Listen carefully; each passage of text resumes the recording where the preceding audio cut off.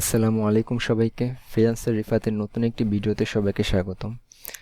আজকে আমি আলোচনা করব এমএস ওয়ার্ডে একটি অসাধারণ শর্টকাট নিয়ে, যা হলো ডেট এবং টাইম। আমরা যারা এমএস ওয়ার্ডে কাজ করি বা এমএস ওয়ার্ড নিয়ে কাজ করি, তাদের প্রতিনিয়তই বিভিন্ন দরকারে বিভিন্ন প্রয়োজনের ডেট এবং টাইম ইনসার্ট করতে হয়। তো আমরা যারা শর্টকাটটি জানি না, তাদের হয়তো হাইফেন দিয়ে বা স্ল্যাশ দিয়ে বারবার ডেট এবং টাইমটা ইনসার্ট করি।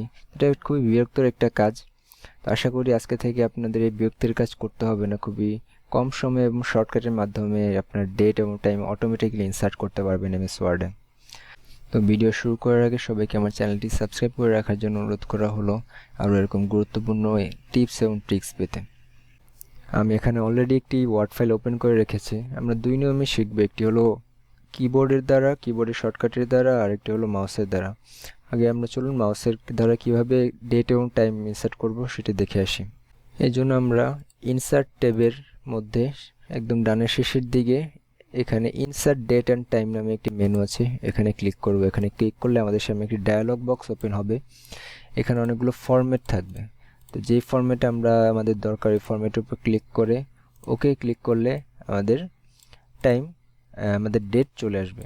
ঠিক একইভাবে আমাদের বিভিন্ন টাইমের ফরম্যাটও আছে। যে টাইমে আমাদের দরকার ওটার উপরে ক্লিক করে ওকে দিলে আমার বর্তমান টাইমটি চলে আসবে।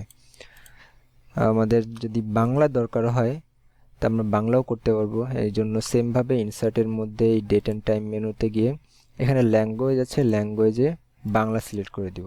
বাংলা সিলেক্ট করে দিলে আমাদের এখানে ডেটটি বাংলায় চলে আসবে। এখানে এই 24/2/2023 ইংলিশে চলে এসেছে। এটা আমাদের জাস্ট ম্যানুয়ালি একটু করে নিতে হবে। আরেকটি কথা এখানে বলে নিতে হয়, আমরা অনেকেই বাংলার অপশনটি পাবো না। না পাওয়ার কারণ হলো আমাদের পিসিতে বা আমাদের কম্পিউটারে বাংলা ল্যাঙ্গুয়েজটি ইনস্টল করা নেই। তো বাংলা ডেট এবং টাইম ইনসার্ট করতে হলে আমাদের অবশ্যই কম্পিউটারে বাংলা ল্যাঙ্গুয়েজটি ইনস্টল করে নিতে হবে। এখানে যদি আমরা আপডেট অটোমেটিক্যালি দিই, এটা দিয়ে যদি এই ফাইলটি সেভ করে 5 মিনিট পর আবার চলে আসি, আবার এই ফাইলটি ওপেন করি, এখানে 9:27 দেখাবে, কারণ এটি আপডেট হবে। এখন আমরা দেখব কিভাবে কিবোর্ড শর্টকাটের মাধ্যমে ডেট এবং টাইম ইনসার্ট করতে পারি। এজন্য আমাদের ক্লিক করতে হবে শিফট এবং অল্টার চাপ দিয়ে ধরে রেখে ডি, তাহলে আমাদের ডেটটি চলে আসবে। আর যদি আমরা টাইম ইনসার্ট করতে চাই শিফট এবং অল্টার ধরে রেখে টি, তাহলে আমাদের টাইমটি চলে আসবে।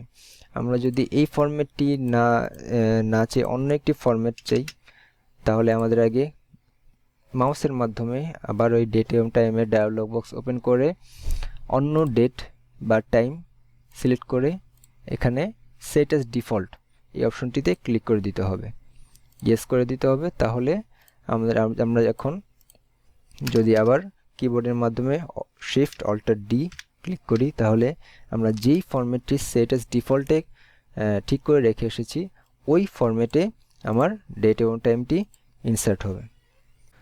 তো আশা করি আজকের ভিডিওটি সবার কাছে ভালো লেগেছে, সবাই বুঝতে পেরেছেন আশা করি। তো আরও নতুন ভিডিও দেখার আমন্ত্রণ জানিয়ে আজকে বিদায় নিচ্ছি। সবাই ভালো থাকবেন, সুস্থ থাকবেন। আল্লাহ হাফেজ।